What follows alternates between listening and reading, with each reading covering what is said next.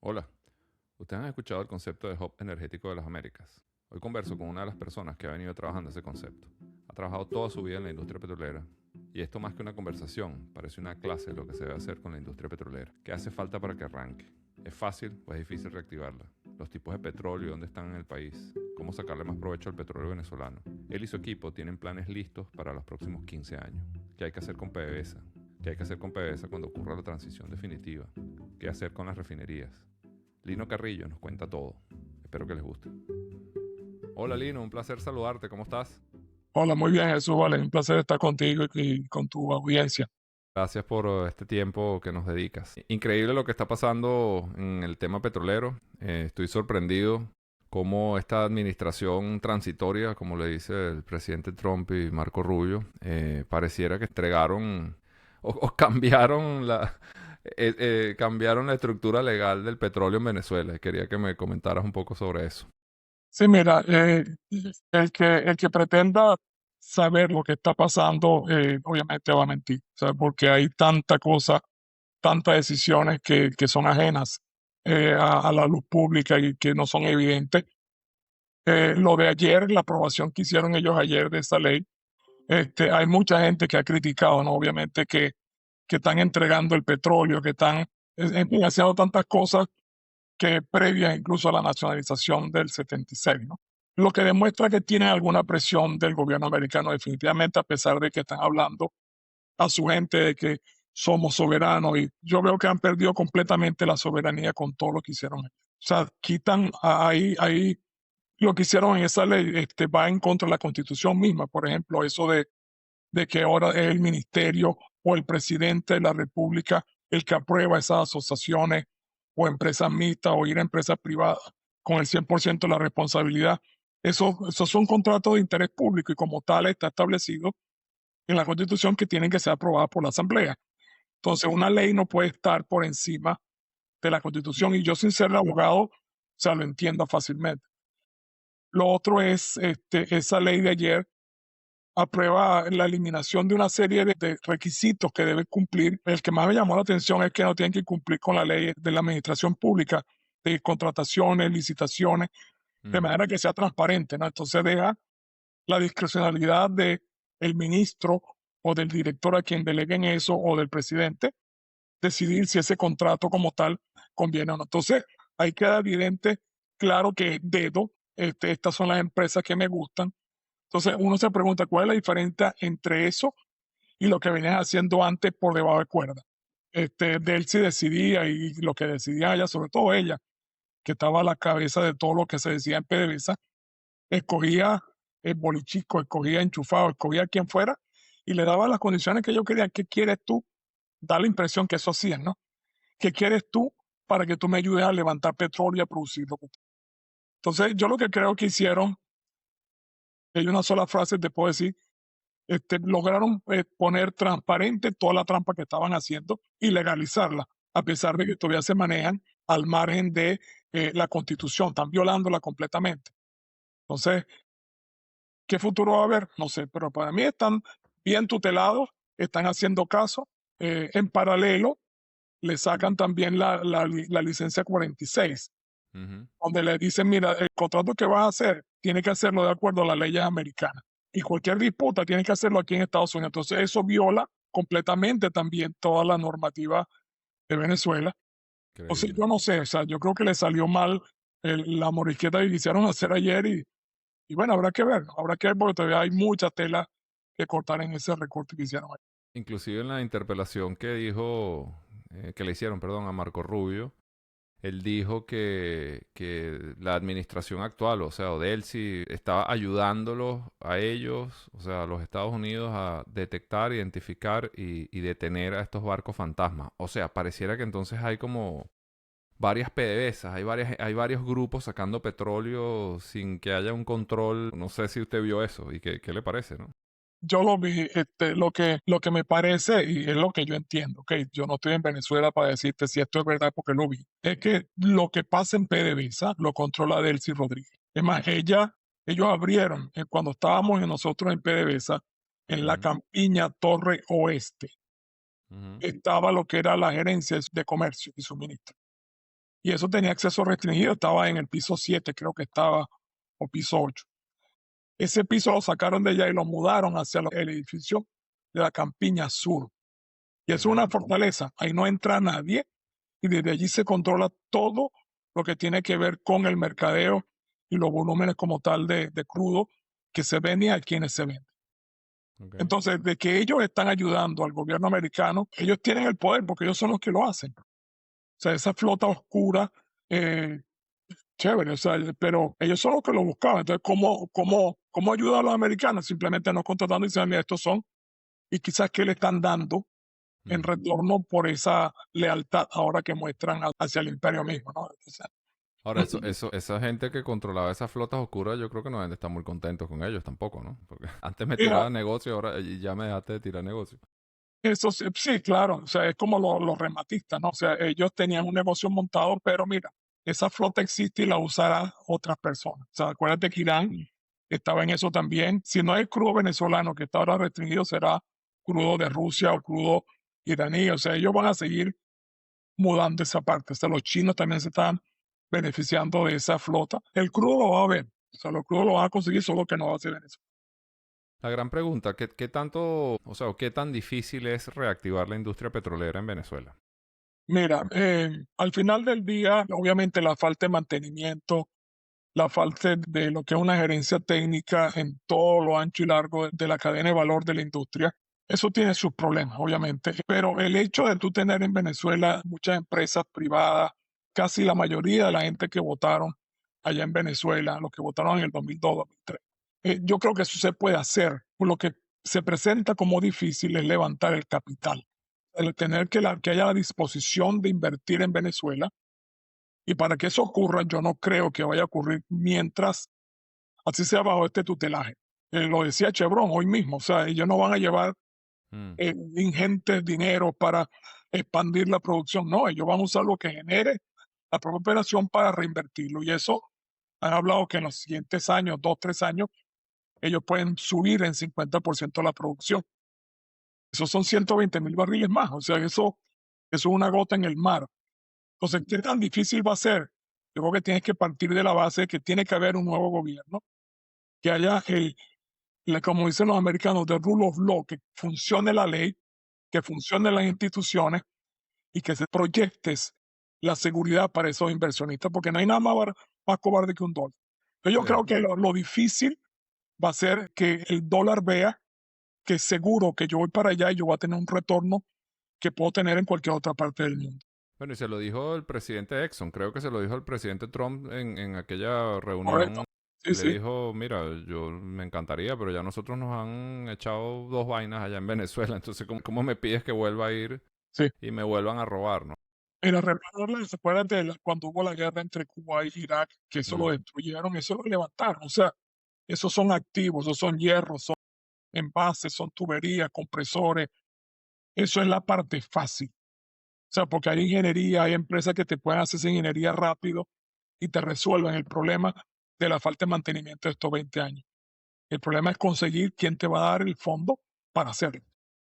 ¿Y usted cree, o tú crees, perdón, tú crees que si hay un cambio de gobierno, en efecto esas empresas, o sea, ya haya de verdad, verdad, una disposición a que se cumpla la ley, esas grandes corporaciones sí van a tener incentivos de meter el dinero por completo, o no?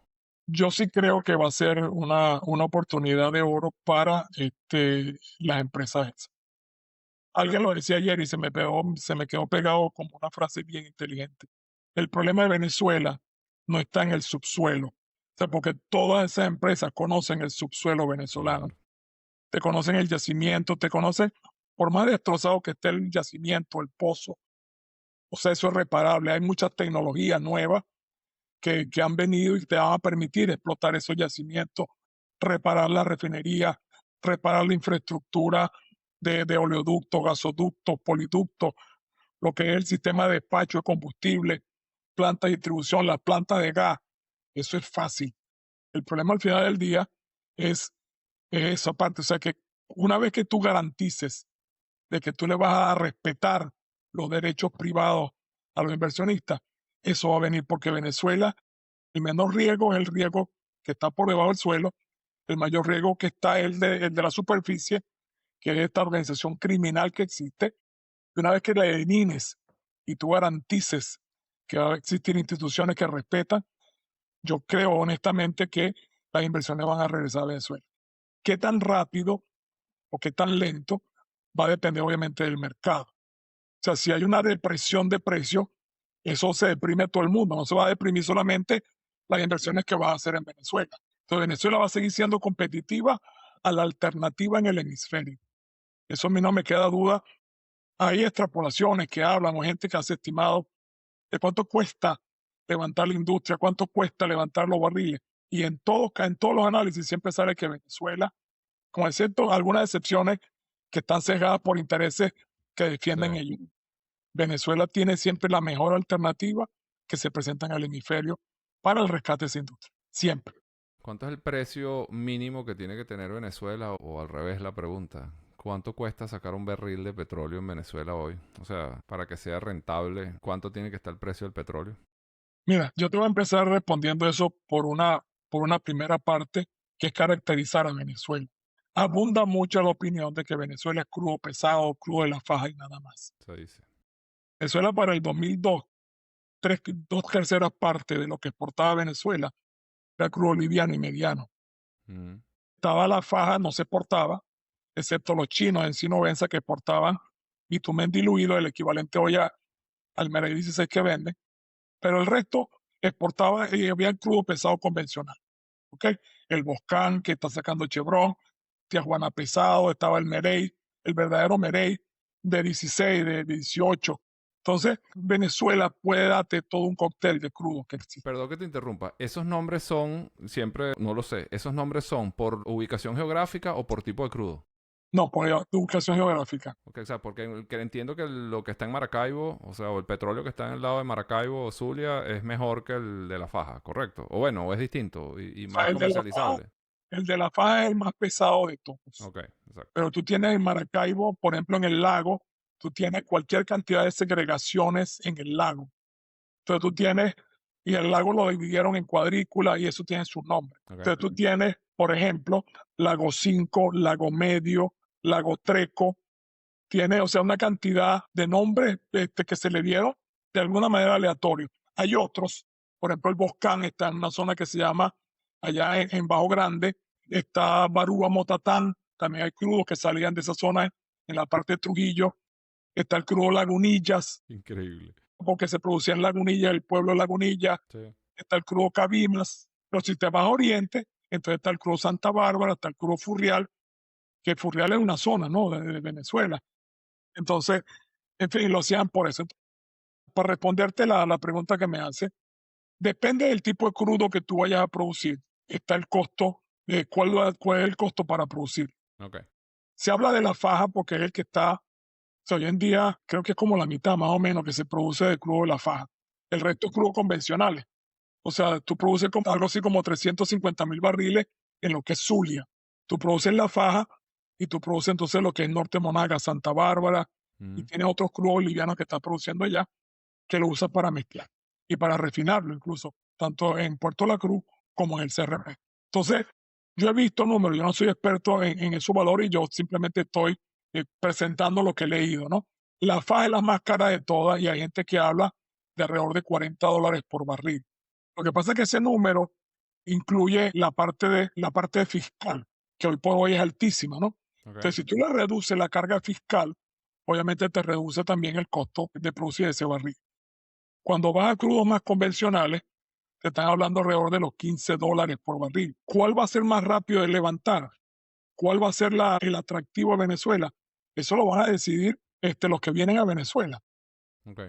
¿Ok? Entonces yo creo que deberíamos seguir promoviendo de que Venezuela no solamente es la faja, sino es toda Venezuela, toda la que fue las cuencas que producían petróleo y gas en Venezuela. ¿Que va a tomar su tiempo? Sí, pero también va a venir tecnología que va a permitir levantarla más rápido que lo que hacíamos hace 25 años atrás.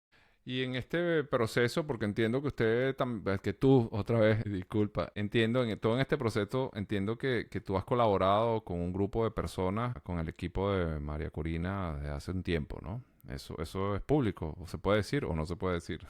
Sí, no, es público, o sea, no hay problema. Los Ok, nombres sí me los reservo porque varios de ellos están claro. en Venezuela por razones obvias, ¿no? Y, Pero, perdón. no, no, exacto, fue que ustedes de cierta forma han promocionado mucho este concepto del hub de las Américas o el hub energético de las Américas, ¿no? Sí, nosotros hubo un grupo como éramos como 18, 20 que empezamos con la idea de qué más había que hacer en Venezuela, porque en todas partes Venezuela es petróleo y petróleo. Mm, Y no, Venezuela es más que petróleo, porque tiene una industria que estaba integrada completa desde el pozo hasta la petroquímica, que no desarrollamos a plenitud la industria petroquímica, pero eso venía en camino. Ya la gente se olvida que teníamos una filial que se llamaba Proesca, y Proesca era una filial que empezó inicialmente la idea esa, empezaron en Maravén, que era cómo yo transformo las corrientes de refinación, gasolina, gasóleos y querosén, en componentes de mayor valor agregado. Entonces, allá en Paraguaná se montó la empresa Profalca, que ujú, fue una de las primeras que arrancó con lo que se llama el uso alternativo de los combustibles que producía en carbón. ¿Qué se hacía eso?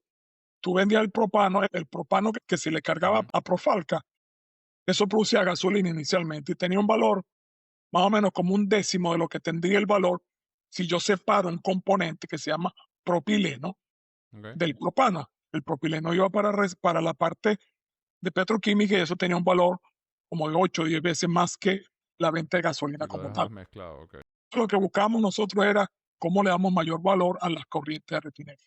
Estaba la parte de Ceravent, también estaba. Habían varias empresas que estaban en planes de desarrollarse. Entonces, la parte de la potencialidad que tiene Venezuela es eso, o sea, cómo yo integro no solamente el pozo, sino qué más puedo hacer yo con todo lo que existe en Venezuela. Entonces empezó a tomar forma y estaba también de moda en el año 2022, cuando empezamos con esta iniciativa, lo de crude oil to chemicals, o sea, de crudo hasta químicos. Eso en la China y en la India empezaron a montar refinerías exclusivas para ir a petroquímicos, 70%, 90%, y el crudo se iba directamente a petroquímicos. Entonces, con esa idea, empezamos nosotros a ver a montar casos de negocios, ¿no? ¿Qué pasa si yo pongo el CRP junto a un yacimiento en el Zulia, 4 o 5 millardos de barriles? Yo desarrollo el CRP a la parte petroquímica y son periodos, ¿no? Era una visión, o sea, no una visión de 3 años, sino a 15 años. Y entonces hicimos desarrollos a 15 años de qué más puedo yo producir aguas abajo de los combustibles. Entonces hay un plan de desarrollo de 15 años a lo que es resinas. ¿Cuál era el objetivo ese? Muchas de las resinas vienen de la China y de Asia, pues, Ok. de la India. Entonces el famoso concepto de nearshoring, que es que yo proveo localmente en este hemisferio todo lo que yo importo de afuera y lo produzco a menor costo. Entonces empezamos a hacer ese tubito desde el pozo, CRP, voy a petroquímica y reduzco como en 40% la producción de combustible. Porque en aquel momento se hablaba todavía de la transición energética. Entonces, ¿qué más hicimos? Bueno, en Cardón se produce y en Amoy coque. Entonces, ¿qué Ujú, hago yo con el coque? Bueno, vamos a gasificarlo. Entonces lo gasificamos con oxígeno puro. Eso te produce CO2 puro mm. a condiciones ya que tú puedes utilizar para bombear, para comprimir hacia el Zulia y lo usas tú como para recuperación de secundarias de crudos livianos en el Zulia. Adicionalmente, como yo produzco nitrógeno, cuando yo separo el nitrógeno del oxígeno del aire, yo produzco amoníaco y a la vez también produzco hidrógeno. Entonces produzco amoníaco azul y produzco hidrógeno azul. El hidrógeno lo usabas tú para la expansión de la refinería para sacar crudo más liviano, productos más livianos, menos azufre y menos contaminante. Entonces después vimos en el oriente el país. ¿Qué se pasa en el oriente? Bueno, tenemos la CBG, la ferrosiderúrgica, tiene lo que era Orinoco Iron, y ellos tienen unos hornos verticales, producir las pellas. Ellos usan gas natural directo y hacen una especie de pirólisis. Entonces tú produces CO2 puro, ya en condiciones ideales para transportar y reducir el costo de transporte hacia San Tomé. Y eso se hace actualmente. No, Esta no, administración, no, nada. Esta gente lo que hace es sacar petróleo y venderlo y chao. Sí, pero nosotros teníamos que hay que hacer más, hay que agregar más Claro. valor al barril que estás sacando tú. Entonces ese CO2 se mandaba a San Tomé y tú producías con la cantidad que se produce restituyendo la siderúrgica ya, tú puedes producir 140,000 barriles más de crudo en San Tomé, crudo liviano. Entonces empezamos a integrar todo eso. ¿Qué faltaba? Mira, yo tengo que agarrar y entrar en aquel momento en la transición energética. Entonces yo puedo suministrar hidroelectricidad a todas las actividades de PDVSA. Empezamos a gestionar con la gente eléctrica. La del Guri, tú puedes, claro, yo tengo capacidad, te va creciendo obviamente, para suministrar todas las operaciones de PDVSA o de la industria con hidroelectricidad. Ah, ¿qué más puedo hacer yo? Podemos, obviamente, estar la inyección del CO2, va a haber CO2 excedente que tengo, porque en los mejoradores de la faja yo tengo mucho coque. Entonces yo lo gasifico y lo puedo depositar ¿dónde? En ese poco yacimiento viejo que tenemos en Venezuela. Entonces resulta que Venezuela tiene uno de los mejores, geológicamente, mejores depósitos para el CO2 por esos pozos que ya tienen 100 años produciendo. Entonces Venezuela le dijimos, mira, yo puedo convertirme en un hub de CO2, como lo está haciendo Noruega, donde ellos reciben CO2 de otra parte del mundo y entonces recibo el crédito verde.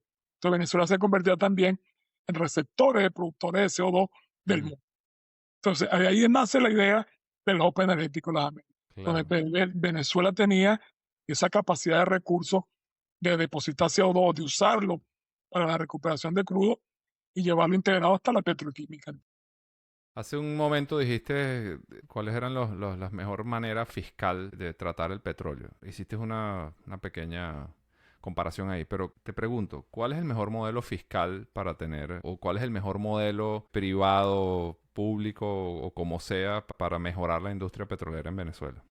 Mira, cuando estábamos desarrollando el hub energético, uno de los panas tenía también, él bastante estratégico, para mí es un genio ese amigo mío, y él trabajó en la parte estratégica corporativa. Entonces él mencionó el caso, el modelo, la FER, modelo económico que te dice que, o sea, que nosotros en Venezuela, el modelo de tener, de subir la renta a través de impuestos, regalía lo que hace te destruye valor. Entonces la FER establecía que si tú bajabas la imposición fiscal, eso te permitía a ti mayor actividad económica y al final esa mayor actividad económica te generaba mayores ingresos a la nación que tratando de subir el costo de hacer negocio en Y Venezuela. empleo, etcétera. Entonces, para mí, lo que hay que hacer y es lo que está establecido en el programa Venezuela Tierra de Gracia, o sea, rebajar a lo más, tiene que ser decente y competitivo. Tampoco te vas a hacer un harakiri de ponerlo más barato que la competencia tuya. Entonces, poner un régimen fiscal que sea atractivo a la alternativa. Tienes que bajar impuestos sobre la renta, tienes que bajar la regalía y hacerla transparente. O sea, la gestión transparente es lo que te permite a la gente invertir y hacerla perdurar en el tiempo. O sea, mientras mayor economía hay, mayor generación de renta hay y el gobierno puede invertirlo en su programa social. Pero tiene que ser competitivo, o sea, no te vas a tirar, como decía, el ahora quiere hacerlo más barato porque yo soy barato. No. La alternativa, la analizas y lo pones por debajo de ella. Y listo. ¿No crees que esto que está pasando hoy en día casi que es hasta mejor, entre comillas? O sea, porque esta administración transitoria está como que haciendo las cosas malas que si ustedes hubiesen agarrado el gobierno el día uno eran más difíciles de hacer. En papel yo creo que lo luce como que es más fácil. Lo que pasa es que lo que yo, muy personal, lo que te voy a decir, este, es perdurable en el tiempo lo que están haciendo cuando están violando verdaderamente la Constitución, donde tú tienes a dedo, adjudicas contratos. En la apertura petrolera no es que se adjudicaban a dedo, sino que tú analizabas empresas tipo Conoco, Exxon, Chevron, Total, o sea, gente que tenía un respaldo, una hoja financiera de empresa que te salía de adelante, pues. Pero este gobierno se lo está dando a los chinchurrios, o sea, a Claro. amigos, a gente que son empresas de papel.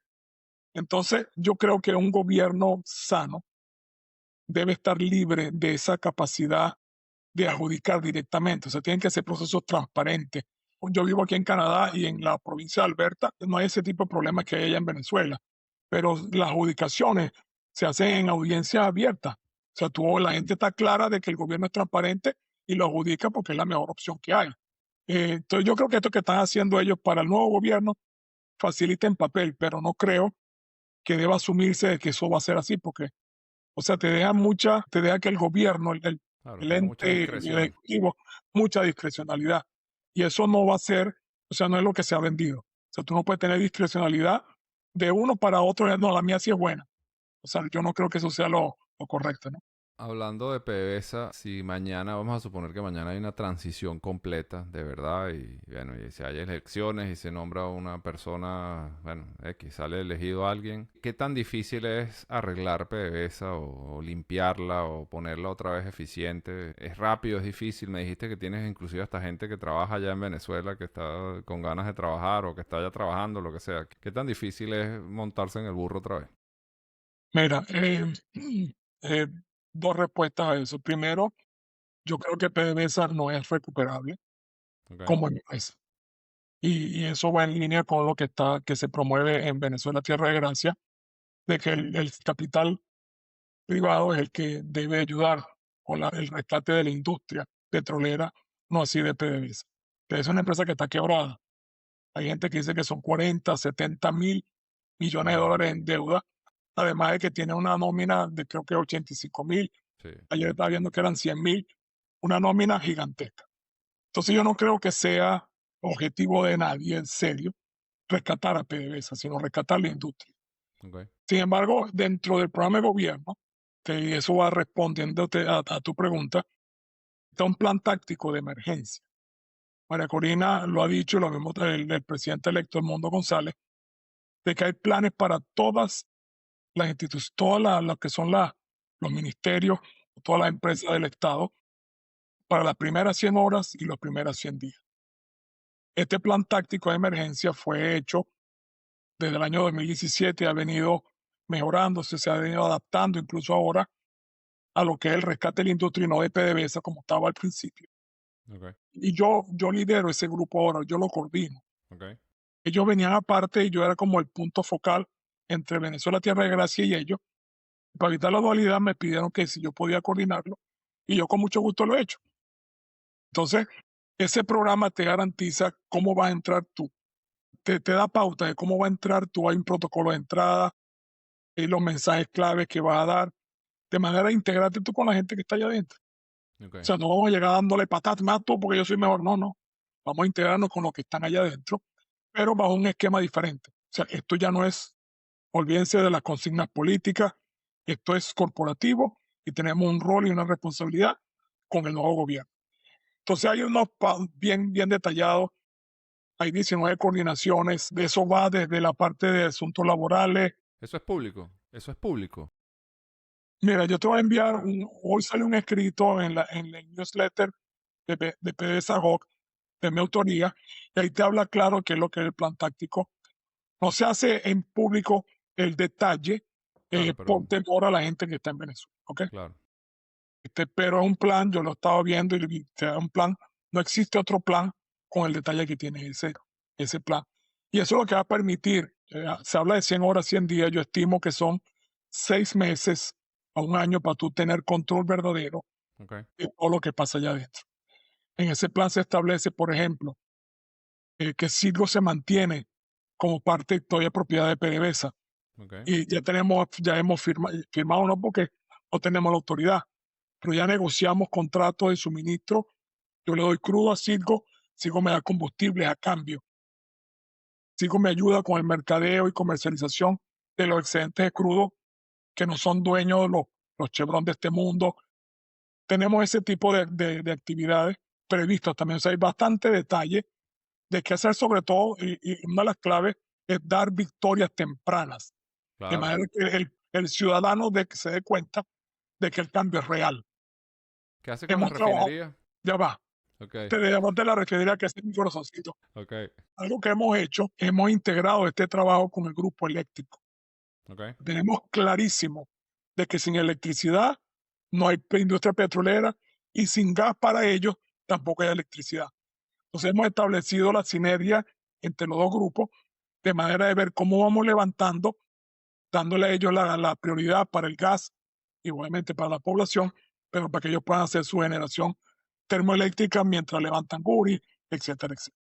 Para las refinerías, Otro, yo, ve- otro, otro capítulo, porque ya vi no, que no, te emocionaste. No, que a mí me encantan. El tema de las refinerías me parece yo trabajé fascinante. 17 años en Cardón, Ok, entré como ingeniero en entrenamiento y terminé siendo, yo era el gerente de operaciones de Cardón. ok. Cuando la integración, yo fui gerente de operaciones de Amuay y después entonces pasé a Sincor y estuve en el proyecto Mejorador de allá, ¿no? Las refinerías necesitan inversión, definitivamente, porque al igual que toda la infraestructura, la han maltratado mucho. Hemos hecho estimados cuando hicimos el hub energético, hicimos estimados para recuperar el CRP, recuperar el Palito, recuperar Puerto La Cruz, y es factible. O sea, es factible, no es que lo va a hacer todo de un mismo vez, sino que se estima 2 años en repararla, pero hay que hacer atractiva esa inversión. O sea, porque todo el mundo dice, coño, refinería cuesta mucho y esos son márgenes negativos. No, hay maneras, como hicimos nosotros lo que se llama la apertura petrolera. Cuando nosotros fuimos a comprar la refinería que formaba un Citgo, al final se daba incentivo al socio, se reducía el costo de transferencia, el valor de transferencia del crudo para que el proyecto fuera rentable. Yo no estoy diciendo que esa va a ser la solución, Claro, pero venderle el crudo más barato, pero hay maneras de hacer rentable la inversión en Venezuela. Mucha gente dice, no, que sobra mucha refinación de este lado del hemisferio.